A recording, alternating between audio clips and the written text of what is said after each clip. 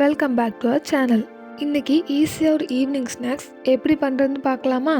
அதுக்கு ஃபஸ்ட்டு ஒரு குக்கரில் பொட்டேட்டோ போட்டு தேவையான அளவு தண்ணி ஊற்றி 3 to 4 விசில்ஸ் விட்டு வேக வச்சு எடுத்துக்கலாம். பொட்டேட்டோ வெந்ததுக்கப்புறம் அதை தோல் உரித்து ஃபுல்லாக மேஷ் பண்ணிடலாம்.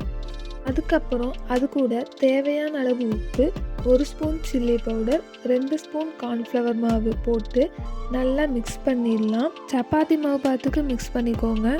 அதை இந்த மாதிரி ரோல் பண்ணி எடுத்து கொஞ்சம் சின்னதாக கட் பண்ணிவிட்டு அதை ஃபோர்க்கை வச்சு ப்ரெஸ் பண்ணி எடுத்துக்கலாம். மிச்சம் இருக்கிற மாவையும் இந்த மாதிரி பண்ணிக்கலாம்.